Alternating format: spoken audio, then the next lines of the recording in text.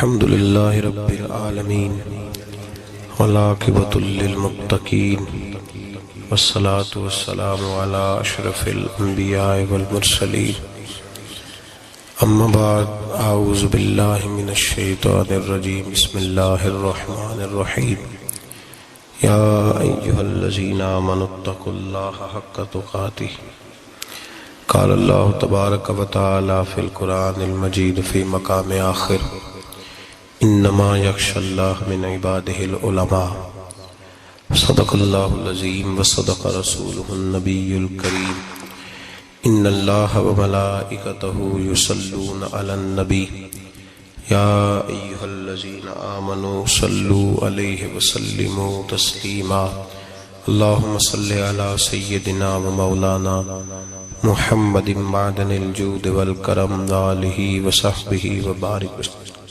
حمد و صلات کے بعد انتہائی عزت و تکریم کے لائق سامعین و حاضرین، دوستو، بزرگوں اور بھائیوں، محفل شب برات کے عنوان سے اس خوبصورت رات میں اور ان ٹھنڈی ہواؤں میں آپ حضرات تشریف فرمائیں۔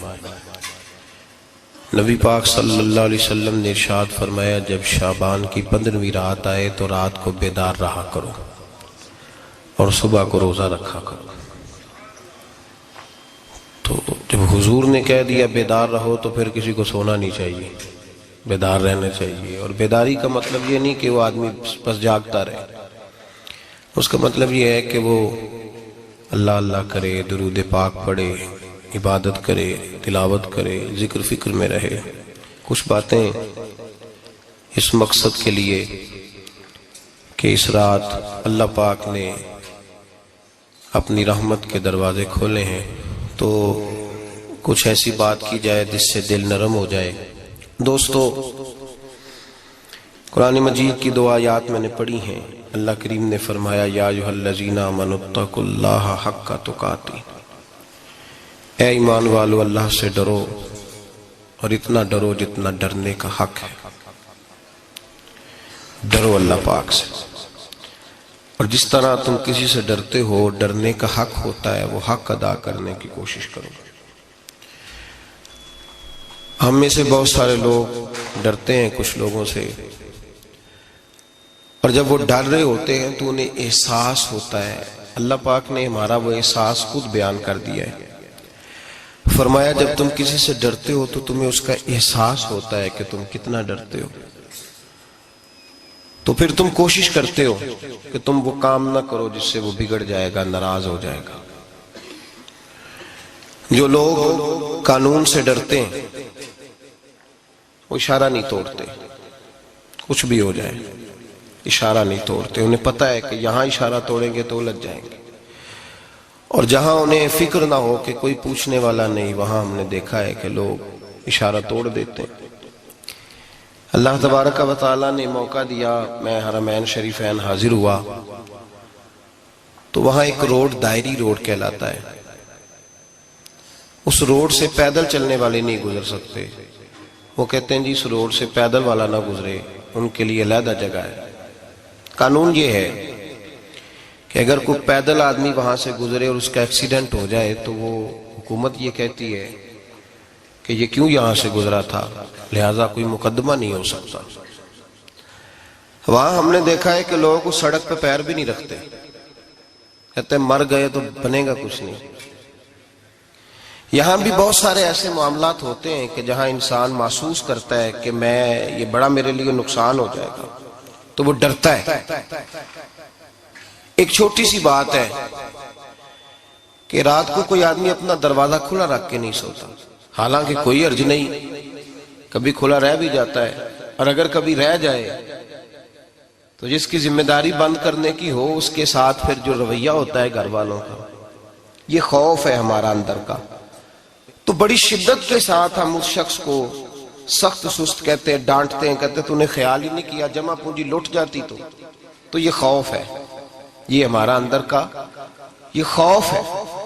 آپ بازار میں جائیں تو درجنوں لوگوں نے گن مین بٹھائے ہوئے ہیں، ان کا دل نہیں کرتا کہ اضافی تنخواہ دی جائے، کیا مطلب ہے ایک آدمی کو اضافی پیسے دینے کا، لیکن وہاں آدمی بٹھایا جاتا ہے اس کو تنخواہ دی جاتی ہے، اس کی روٹی کا بندوبست کیا جاتا ہے، اس کے سارے ضروریات زندگی کا خیال رکھا جاتا ہے، اور پس منظر یہ ہوتا ہے کہ ڈر لگتا ہے اگر یہ شخص نہ ہوا تو ہمارے چوری ہو جائے گی۔ تو اللہ فرماتے ہیں کہ تو جہاں سے ڈرتا ہے تجھے پتا ہے، تو اس طرح کر کہ مجھ سے بھی اتنا ڈر جتنا ڈرنے کا حق ہے۔ یہ جھوٹ موٹ کا ڈراوا نہ پیدا کر کے اوہ اللہ معاف کرے جی، اچھا جناب بڑا ڈرتے ہیں آپ اللہ تعالیٰ سے، آپ نے تو کانوں کو ہاتھ لگائے، تو پھر آپ کیا کر رہے ہیں؟ اللہ معاف کرے جی میں تو بات نہیں کرتا، بس 2-4 آدمیوں کی پگڑی اچھالوں گا، اس سے زیادہ نہیں، ڈر لگتا ہے جی بات کرتے ہوئے، 15-20 آدمی بس میرے قابو آئے۔ یہ کس قسم کا ڈر ہے؟ ڈرنے کا حکم دیا، اور میرے رسول کریم سید عالم صلی اللہ تعالی علیہ وآلہ وسلم نے ارشاد فرمایا کہ تو رب کریم سے دنیا میں ڈر جا جس طرح ڈرنے کا حق ہے۔ جب قیامت کا دن آئے گا تو اللہ تجھے ڈرائے گا نہیں بلکہ اپنی رحمت کی چھاؤں میں جنت میں داخل کر دے گا۔ یہاں ڈر، ایک جگہ تو اللہ نے فرمایا ڈرو، اور کچھ جگہوں پہ فرمایا کہ جو میرے علم والے بندے ہیں نا، جن کو میں نے علم دیا ہے، عالم ہیں، ان کے بارے میں فرمایا کہ ان کے دلوں میں میری خشیت ہے۔ انما یخشی اللہ من عبادہ العلماء، اللہ کے بندوں میں سے جو علم والے ہیں وہ اللہ کی خشیت رکھتے ہیں۔ قرآن نے ایک جگہ کہا ڈرو، خوف کا لفظ بھی استعمال کیا، وَلِمَنْ خَافَ مَقَامَ رَبِّهِ جَنَّتَانِ، خوف بھی ہے اور خشیت بھی ہے۔ ان دونوں کا معنی ایک ہی ہے، ڈرنا، خوف کا معنی بھی اور خشیت کا معنی بھی، ڈرنا۔ جب آپ علماء لغت کو پڑھیں گے، عربی ادب کو جاننے والے لوگوں کا مطالعہ کریں گے تو انہوں نے یہی لکھا ہے کہ ان دونوں کا معنی ڈرنا ہے۔ میری طرف دیکھیے، توجہ کریں، کچھ سمجھانے لگا ہوں، اس نقطے کو ضرور سمجھیے گا۔ خشیت کا معنی بھی ڈرنا ہے، خوف کا معنی بھی، لیکن جب صوفیاء کے پاس جائیں نا، صوفیاء جو قرآن و سنت کی روح کی تفسیر کرنے والے ہیں، تو وہ کہتے ہیں نہیں، خشیت اور خوف میں فرق ہے، خوف اور ہوتا ہے، خشیت صوفیاء اس کی تفسیر اور کرتے ہیں۔ وہ کہتے ہیں خوف بھی ہوتا ہے اور خشیت بھی ہوتی ہے، الگ الگ چیزیں ہیں، ایک نہیں۔ بڑی خوبصورت بات ہے، اگر آپ سمجھ گئے تو آپ کو فائدہ دے گی۔ صوفیاء یہ کہتے ہیں کہ بھائی خوف ہوتا ہے اپنے گناہوں کا، کہ میں نے یہ گناہ کیے ہیں، اگر اللہ نے مجھ سے پوچھا تو مجھے بڑا خوف آتا ہے، مار پڑے گی، یہ خوف ہے۔ پھر سمجھ لیں، ایک آدمی نے حرام کا مال اکٹھا کیا ہے زندگی میں، معاذ اللہ اس نے بڑے پاپ کیے، گناہ کیے، شراب پی، بدکاری کی، معاذ اللہ تعالیٰ ثم معاذ اللہ۔ اب اسے ڈر لگ رہا ہے کہ اللہ تبارک و تعالیٰ نے پوچھا تو میں کیا جواب دوں گا، یہ خوف ہے۔ اور خشیت یہ ہے کہ ایک آدمی سارا دن نماز پڑھتا ہے، روزہ رکھتا ہے، عبادت کرتا ہے، اللہ کو یاد کرتا ہے، پھر بھی ڈرتا ہے، یہ خشیت ہے، یہ خشیت ہے۔ جو گناہوں سے ڈرے وہ خوف ہے، اور جو رب کی ناراضگی سے ڈرے وہ خشیت ہے۔ جو کہے یار میرا رب کہیں ناراض نہ ہو جائے، میرا رب کہیں مجھ سے، بڑی خوبصورت مثال دی۔ میں نے اپنے صاحب سے پوچھا کہ حضور یہ مسئلہ کیا ہے، تو فرمانے لگے ایک بادشاہ نے ایک غریب کی بیٹی اسے پسند آ گئی تھی، تو اس نے عزت کے ساتھ اس سے شادی کر لی، رشتہ بھیج کے وقار کے ساتھ۔ بیٹی کا باپ اپنی بیٹی کے مقدر پر رشک کرنے لگا کہ میری بیٹی کو بادشاہ نے پسند کیا ہے، بادشاہ کے شہزادے نے رشتہ بھیج دیا ہے۔ شہزادہ بیاہ کے لے گیا بیٹی کو، 20 کنیزائیں، نوکرانیاں اس عورت کی خدمت کرنے پہ لگی ہوئی ہیں، اس کا ہر حکم ماننے کو تیار ہے، لیکن وہ بی بی سویرے بھی رو پڑتی ہے اور شام کو بھی رو پڑتی ہے، روتی رہتی ہے۔ اس سے کسی نے پوچھ لیا کہ بی بی تو روتی کیوں ہے، 20 کنیزائیں ہیں، گھر میں سکون ہے، ہر شے ہے، تو روتی کیوں ہے؟ تو وہ کہنے لگی اصل بات یہ ہے کہ جو کچھ مجھے ملا ہے میں اس کے قابل نہیں تھی، تو میں ڈرتی ہوں میرا سائیں کہیں ناراض نہ ہو جائے۔ وہ ناراض نہ ہو جائے، میں قابل نہیں تھی، میری اوقات نہیں تھی، یہ من آنم کے من دانم، میں جو ہوں اس کا مجھے پتا تو ہے، اس نے میری حیثیت سے، میری اوقات سے، میرے ظرف سے، میری محنت سے بڑا بڑھ کے مجھے عطا کر دیا، میری چونکہ اوقات سے زیادہ دے دیا تو میں ڈرتی ہوں وہ ناراض نہ ہو جائے، کہیں میری یہ کھیل، یہ جو میں نے گھونسلہ بنایا ہے، یہ کہیں میرا ٹوٹ نہ جائے۔ میرے بھائی، میرے رسول کریم سید عالم صلی اللہ علیہ وسلم کے امت کے اولیاء، صلحاء، صوفیاء، اتقیاء، صحابہ، اہل بیت، یہ لوگ جب روتے تھے تو یہ کوئی اس لیے نہیں روتے تھے کہ یہ آج دوپہر کو چینی میں ملاوٹ کر کے آئے ہیں تو اس لیے رو رہے ہیں رات کو، اس لیے نہیں روتے تھے کہ آج انہوں نے جو شکر بیچی ہے اس شکر کے اندر بورا ملایا ہوا تھا، اس لیے نہیں رو رہے کہ آج 10 15 20 لاکھ رشوت کا مال بینک میں جمع کر، اس لیے تھوڑی روتے تھے، یہ تو اس لیے روتے تھے کہ اللہ تو نے بڑا کچھ عطا کیا ہے، کہیں ہم سے ناراض نہ ہو جانا، یہ تو اس کی خشیت میں رو رہے تھے۔ حضرت داؤد طائی رحمت اللہ تعالی علیہ، حضرت امام جعفر صادق جو نبی پاک صلی اللہ علیہ وسلم کے نواسے، جناب داؤد طائی کی ملاقات ہوئی تو امام جعفر صادق حضور کے نواسے عرض کرنے لگے، داؤد طائی یار میری بخشش کی دعا کرنا، رب مجھے معاف کر دے۔ تو حضرت داؤد طائی رحمت اللہ علیہ فرمان لگے، امام صاحب آپ حضور کے نواسے ہیں، میں نے دعا کرنی ہے کہ آپ نے میرے لیے کرنی ہے؟ تو حضرت امام جعفر صادق رو پڑے، کہنے لگے یار تو نہیں کرنی ہے، اور اسی لیے تو تجھ سے دعا کرا رہا ہوں کہ کہیں ایسا نہ ہو نانا مصطفیٰ کی بارگاہ میں جاؤں تو وہ مجھے کہیں کہ میں کس طرح کا تھا تو کس طرح کا بن کے آیا ہے، یہی تو دعا کرانی ہے کہ میرے لیے دعا کر۔ جو جتنا بڑا ہوتا تھا نا اتنی زیادہ خشیت ہوتی، اور گناہگار کے تو اللہ تبارک و تعالیٰ بعضوں کا سزا دیتا ہے، آنسو سلب ہو جاتے، اس کو تو اپنے گناہوں پہ رونا ہی نہیں آتا، وہ تو روتا ہے بچہ نہ ہو تب روتا ہے، وہ تو روتا ہے پیسے نہ ہو تب روتا ہے، وہ تو اس وقت روتا ہے جب اس کا مال چلا جائے، اس کو تو بعضوں کا گناہگار کو تو بعضوں کا سزا ملتی، اللہ فرماتے تو دنیا کے لیے روئے گا، میرے لیے نہیں رو سکتا۔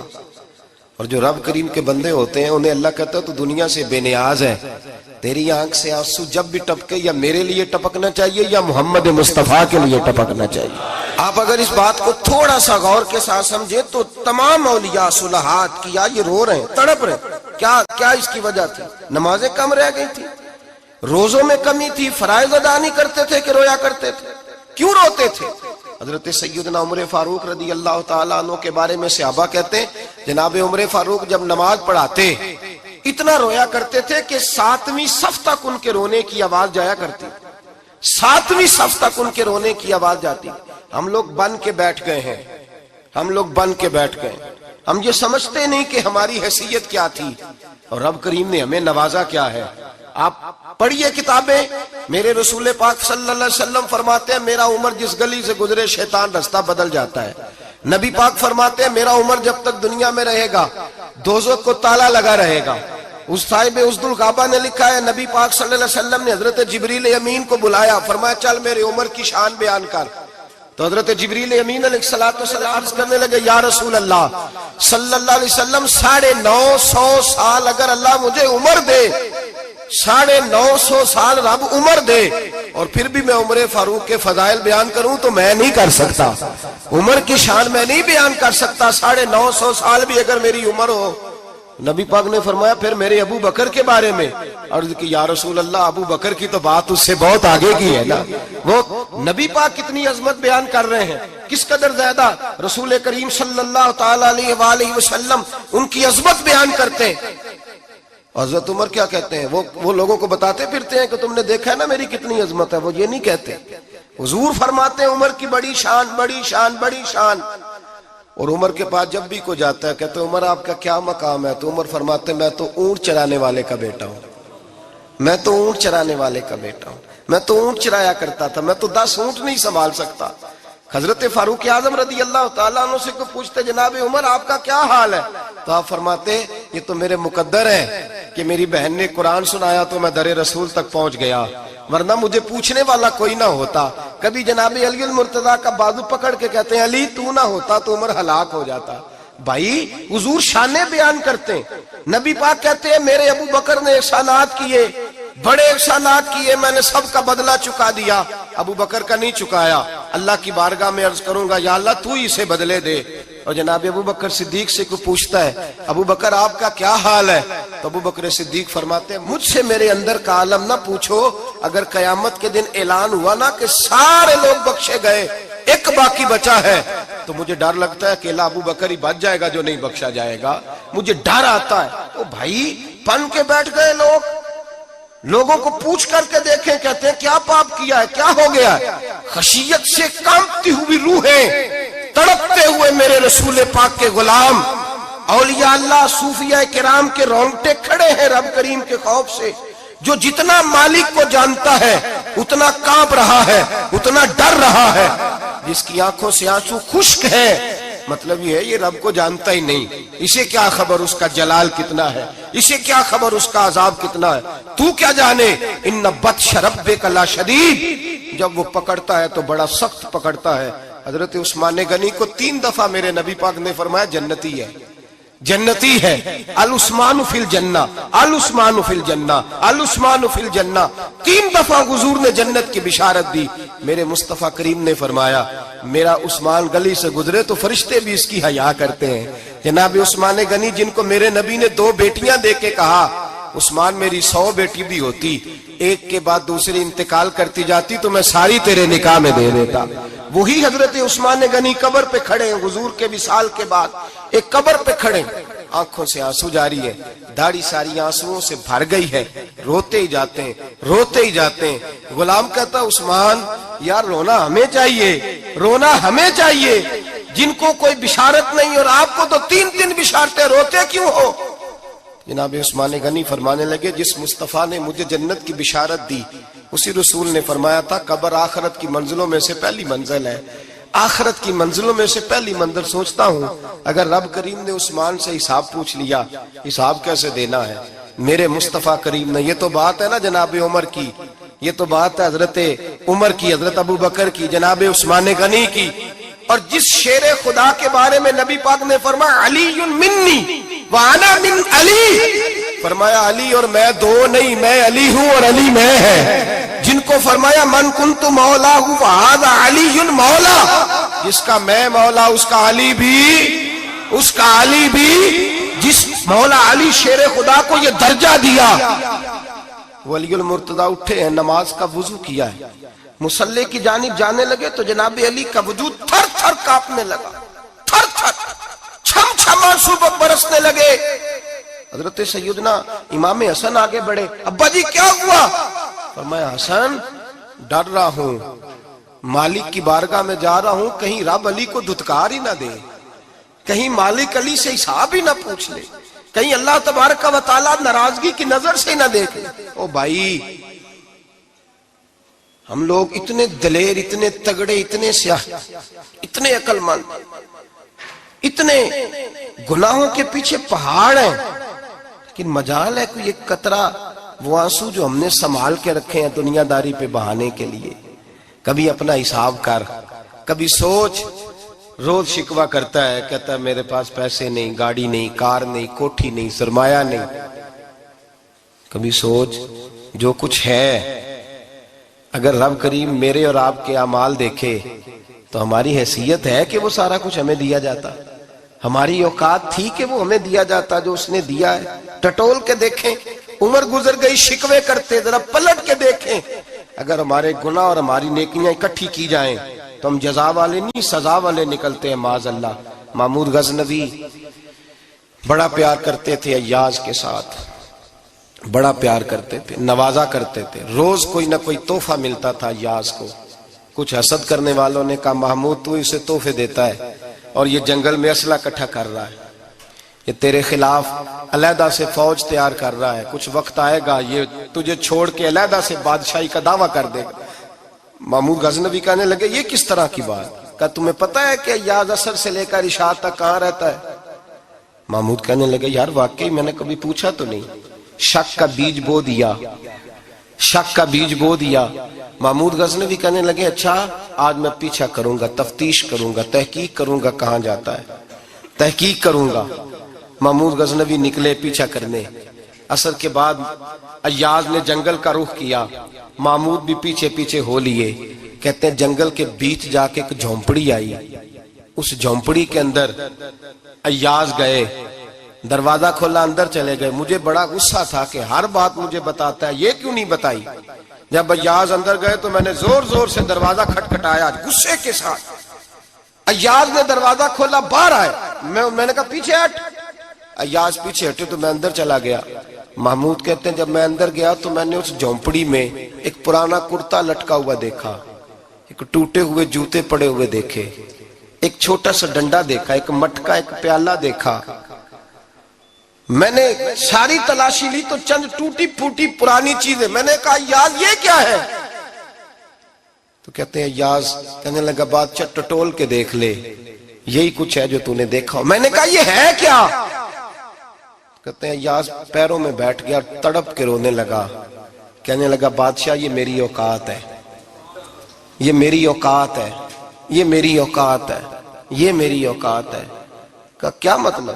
کہنے لگا جس دن تیرے پاس آیا تھا نا تو یہ میری کائنات تھی کل، آج تیری مہربانیوں نے مجھے یہاں تک پہنچا دیا ہے۔ میں جو تیرا غدار نہیں نہ ہوتا، میں جو تیری نافرمانی نہیں کرتا، اس لیے نہیں کرتا کہ میں ہر شام آ کے اپنی اوقات یاد کرتا ہوں، اور پھر مجھے روز رات کو میرا نفس کہتا ہے اس کا وفادار رہنا، اس کا وفادار رہنا۔ تو اس حال میں تھا جب آیا تھا، اگر یہ بگڑ گیا تو پھر تجھے اپنی اوقات کا پتہ ہے نا۔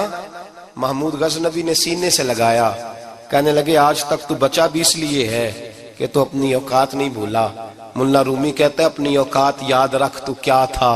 تجھے ایک رات سونے نہ دے تو اپنی ٹانگوں پہ کھڑا نہیں ہو سکتا، تیری وہ آنکھ لے جائے تو کچھ نہیں کر سکتا، وہ تجھے معذور کر دے تو کچھ نہیں کر سکتا۔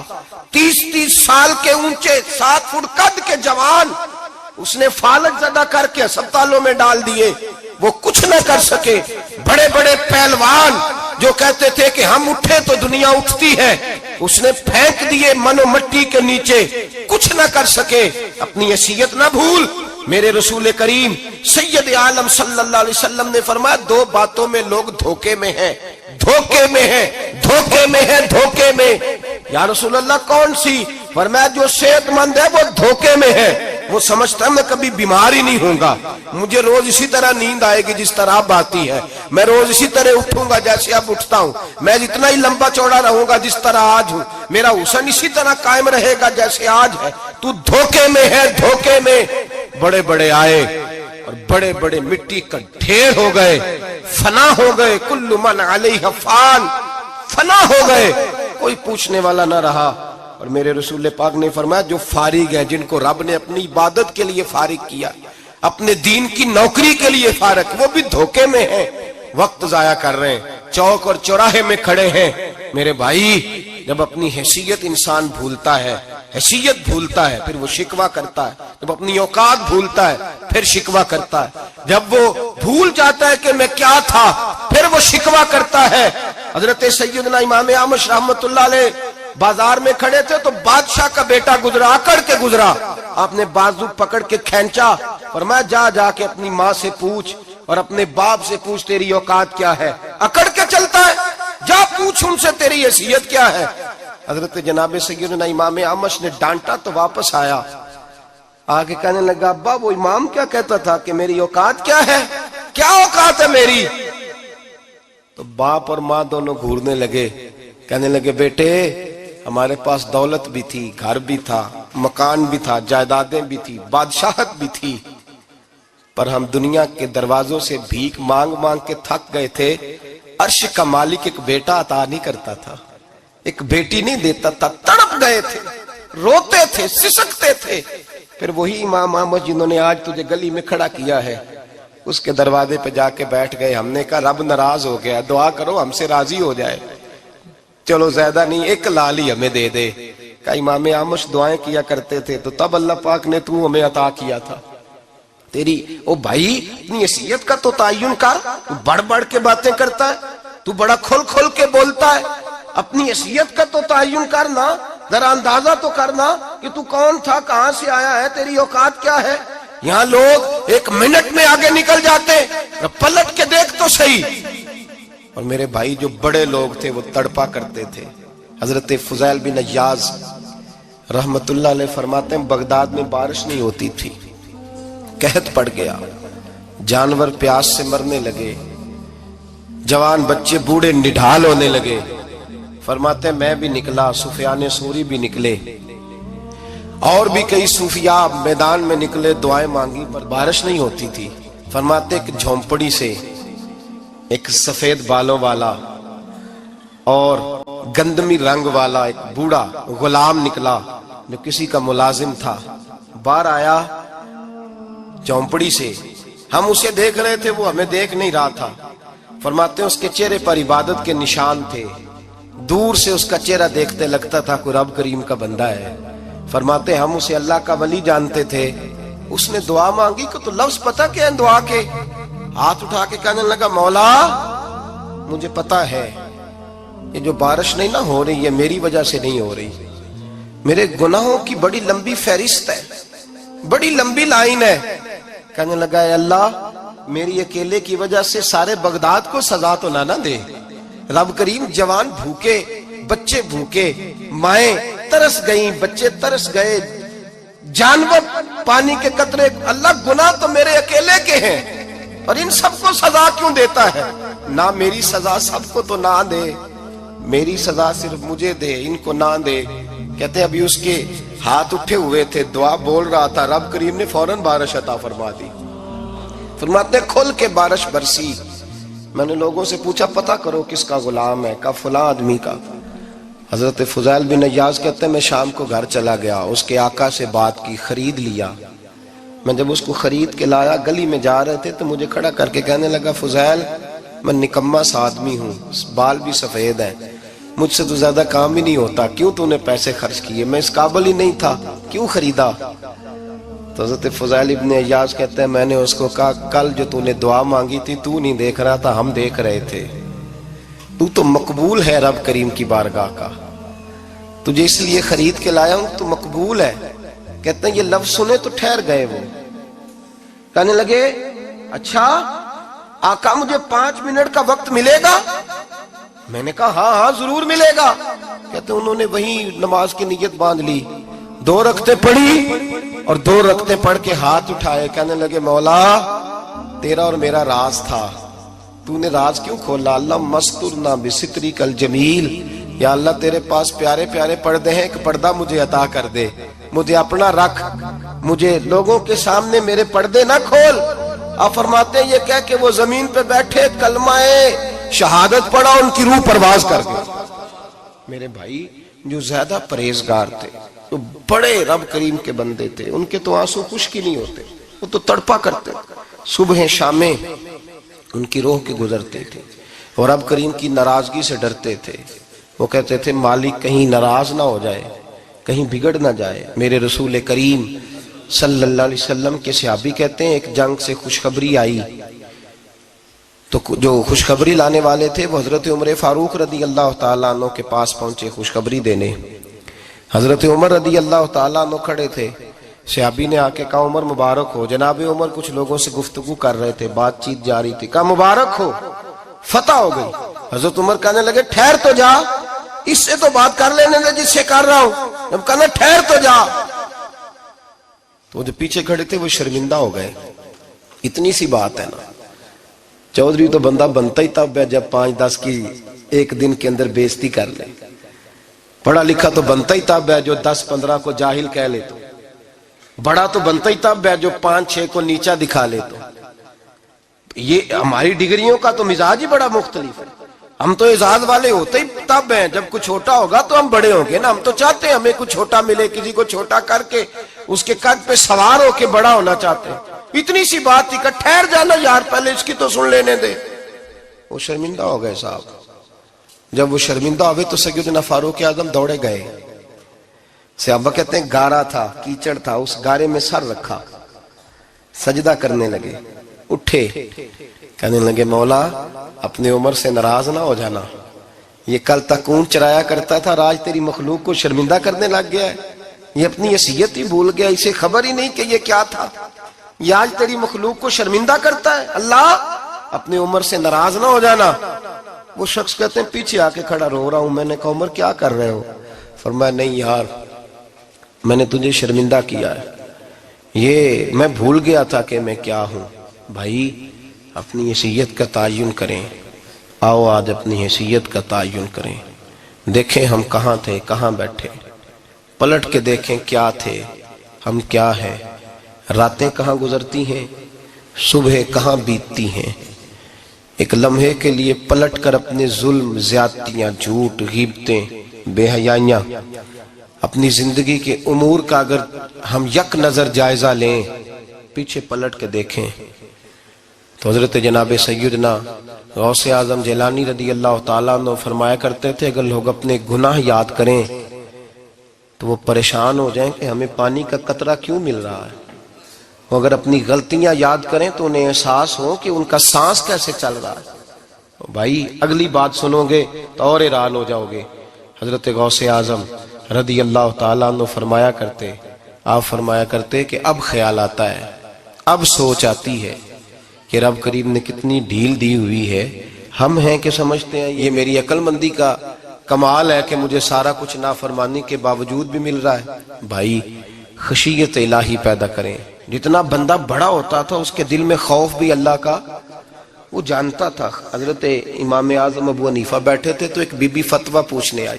بی بی روز خاوند سے مطالبہ تو کرتی ہے، فلاں چیز چاہیے، فلاں چیز چاہیے، اللہ کرے وہ یہ مطالبہ کرنے لگ جائے کوئی شے نہیں چاہیے، جو چاہیے حلال کا چاہیے۔ آمین تو کہہ دیں۔ اللہ کرے بی بی یہ مطالبہ کرنے لگ جائے سوکھی روکھی چاہیے پر چاہیے مجھے جائز دینا، بے شک ایک وقت دینا۔ اللہ کرے یہ مطالبہ ہونے لگ جائے، شب برات کی بڑی مقدس رات، اللہ کرے اس رات یہ مطالبہ ہونے لگ جائے۔ ایک بی بی آئی خاتون، چرخہ کاٹتی ہے، سوت بناتی ہے، حضرت امام صاحب سے مسئلہ پوچھنے آئی۔ کیا مسئلہ پوچھا اس نے؟ کہنے لگی حضرت جی میں نا رات کو اپنی چھت پہ بیٹھ کے چرخہ کاٹتی ہوں، سوت بناتی ہوں، 14ویں رات کا چاند جب چڑھا ہوتا ہے تو اس کی روشنی میں چرخہ کاٹتی ہوں۔ کئی دفعہ نا بادشاہ کا لشکر میری گلی سے گزرتا ہے، بڑے بڑے لالٹین انہوں نے پکڑے ہوتے ہیں، بڑے بڑے روشن دان، بڑی بڑی ان کے اندر روشنی ہوتی ہے۔ تو حضرت جی کئی دفعہ نا وہ جب گزرتے ہیں تو ان کی روشنی میں بھی میں کچھ سوت بنا لیتی ہوں۔ مسئلہ یہ پوچھنا تھا کہ اس روشنی میں جو سوت بناتی ہوں اس کی کمائی میرے لیے جائز ہے کہ ناجائز ہے؟ اس کی روشنی میں حضرت امام اعظم نے اللہ اکبر کہا اور چھم چھم آنسو گرنے لگے۔ حضرت امام صاحب نے اپنا گریبان پکڑا اور کھینچا، قمیض پھٹ گئی۔ کہنے لگے بی بی مسئلہ چھوڑ، تو پہلے بتا تو ہے کون، کہاں سے آئی ہے، کون ہے، بتا۔ تو کہنے لگی میں حضرت بشر حافی کی ہمشیرہ ہوں، میں حضرت بشر حافی، وہ جو درویش ننگے پیر نہیں پھرتا رہتا بغداد کی گلیوں میں، میں اس عظیم بھائی کی بہن ہوں، بشر حافی کی ہمشیرہ ہوں۔ تو حضرت امام اعظم فرمانے لگے کوئی اور بی بی آتی تو اس کے لیے جائز تھا، کیونکہ وہ جان بوجھ کے تو کسی کی روشنی نہیں استعمال کرتی، خود آتی ہے، کوئی اور آتی تو جائز تھا، تیرا مقام بڑا ہے، تیرے لیے جائز نہیں، تیرے لیے جائز نہیں، تو اپنی حیثیت کا تعین کر، یہ تیرے لیے درست نہیں۔ اور بھائی بڑا تو تب ہوگا جب تیری احتیاط بڑی ہو جائے گی، بڑا تب ہوگا جب تیرا تقوی بڑا ہو جائے گا، بڑا تو تب ہوگا جب تو حلال حرام کے معاملے میں باریک باریک چیز کا خیال رکھے گا۔ اور اگر تو کہ خیر ہے دیکھی جائے گی، ساری دنیا کر رہی ہے، ساری زمانہ کر رہا ہے، فلاں بھی کر رہا ہے، وہ خدا کے بندے یہ کس طرح کا معاملہ ہے، یہ کس طرح کی جمہوریت ہے؟ اپنے آپ کو سمجھائیں اور میرے عزیز خشیت والی زندگی پیدا کریں، تقوی والی زندگی پیدا کریں۔ ہم لوگ ایسا وقت گزار رہے ہیں، اور یہ یاد رکھنا ہمیشہ انسان دنیا میں آتے ہیں، اس شہر کے بہت سارے لوگ ہو گزرے، علماء، مشائخ، صوفیاء، تاجر، زمیندار، آپ کسی بھی شعبے میں ٹٹولیں گے تو آپ کو کئی نام ملیں گے۔ اس شہر محبت کے ڈھیروں لوگ ہو گزرے، اور یہ کہانی ہر شہر کی ہے۔ آج میں اور آپ یہاں بستے ہیں، کچھ وقت کے بعد ہم داستان ہوں گے۔ امام شافعی رحمۃ اللہ علیہ فرماتے ہیں میں ایک